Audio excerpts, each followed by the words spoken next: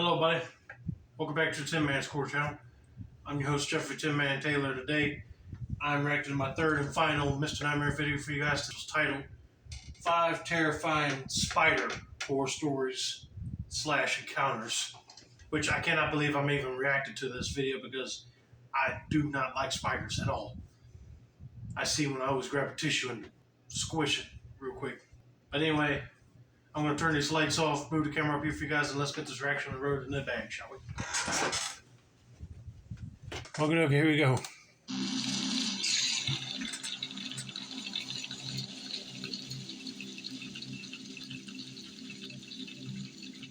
I spent a solid weekend playing on the computer a few years ago, drinking a lot of ephedra and coffee and generally not sleeping much.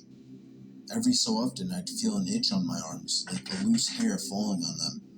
I'd brush it off and go back to staring at the computer. As this itching was happening more frequently, I started wondering if I was just imagining things or delusional from the tea and insomnia. But then I noticed what appeared to be tiny spiders on my arms. Am I going crazy? Are these drug bugs or what? And I went back to the screen. Then I saw the strings of thin webs glistening in the light and tiny spiders floating past my vision. They were real indeed. I noticed a hole in the ceiling where they appeared to be falling from. I blasted a can of wasp spray into the hole and hundreds of these little spiders began pouring out, streaming from their webs. Hundreds of them, all over me. Oh, heck no. That's one thing about spiders. If they land on you, you might get a tingling sensation and just want to start smacking your skin because you think like a little insect or something got on you. But then when you see a whole bunch of them start coming down on webs, I'm going to do like he did and just grab some wasp or some other insect spray and see if I can kill all of them before they start coming down in packs. But if you see like a big spider web ball that might have spider eggs in them, I would carefully pick it up with cardboard or wood or something and carry it outside and throw it in the woods. Or better yet, light a bonfire and just throw them suckers in there because you don't want them crawling around in your house, that's for sure, and land on you. They might end up biting you.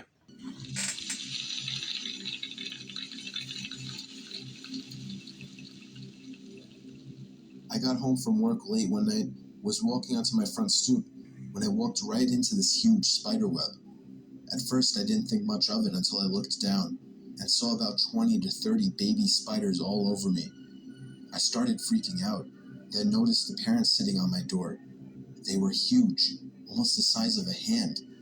So of course I didn't want to use the front door. I run to my back door, throw off all my clothes and jump in the shower. I then watch as the spiders began falling out of my hair. Oh man, that'd be creepy. I ran into spider webs a bunch of times in our yard because I don't see them. And they just ignore the heck out of me because it just feels like it lays on your skin and it wants to irritate you. And I always try to go get off of me. But luckily there wasn't no spider on the other end to crawl on me. But that'd be terrifying. For sure, you take a bath and then all of a sudden you see a lot of baby spiders just falling right out of your hair. Ooh.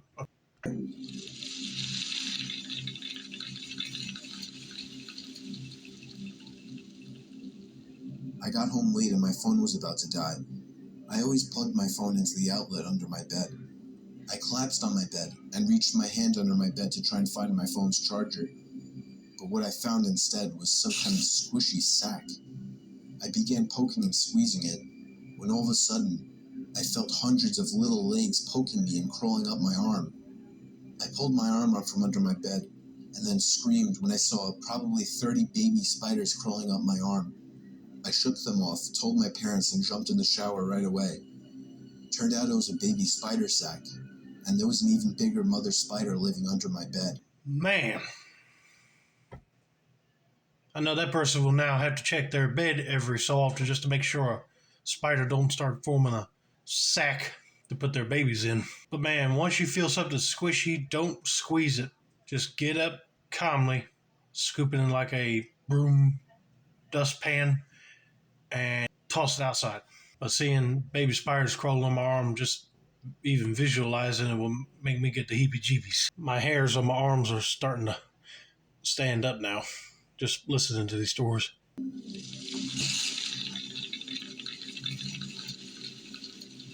I awoke from my deep sleep in the middle of the night to the feeling of something huge crawling around in my bed. Still half asleep, I jumped out and started freaking out, assuming it was a spider or something.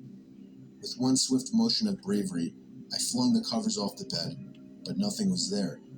I started to think that I was just feeling it as part of a dream, and I continued to feel it until I fully woke up.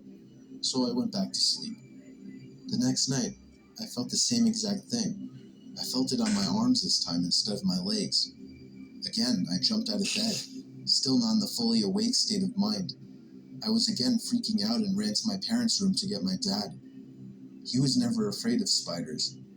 He came to my room and flung off the sheets and covers. There was nothing there. I was convinced at this point that it had something to do with my dreams, or something was wrong with me, because there was no spider in my bed whatsoever.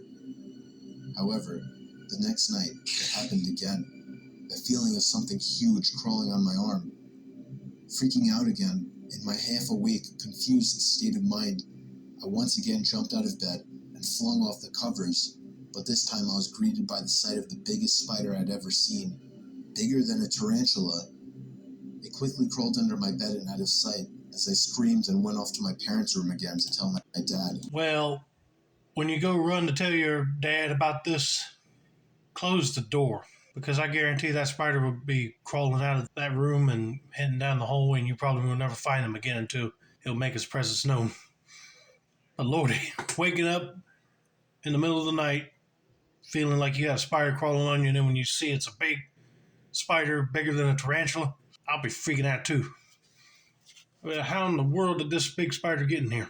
Unless it let itself in through one of the doors or windows without you guys even noticing it. But man, if I see something like that, I'm getting the big fly swatter and smacking that thing.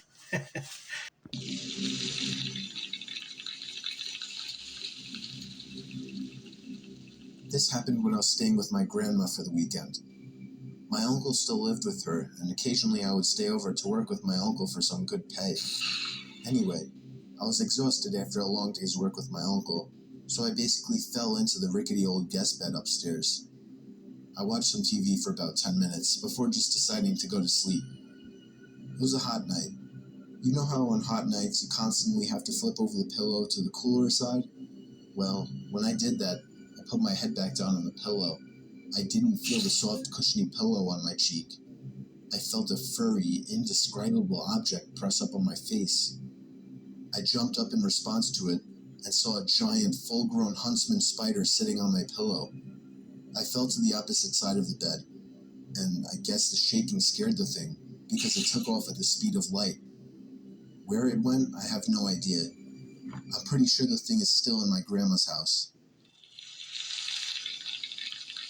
Oh man, if I was sleeping in bed and a darn spider was on my pillow and it didn't wake up from me moving, it was furry like this Huntsman spider, then I'm carefully getting up out of bed, picking up the pillow, tossing that spider into the toilet and flushing it, and wiping my face down real good, because you never know if those type of spiders would have any germs or diseases on their skin.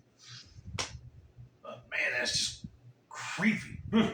But anyway, I hope you guys enjoyed this video. Don't forget to like, subscribe, turn on those post notifications for more Mr. Nightmare content like this. This has been another successful installment of the Tin Man's Court channel. I'm your host, Jeffrey Tin Man Taylor, and I said that's a wrap. Have a nice day, y'all.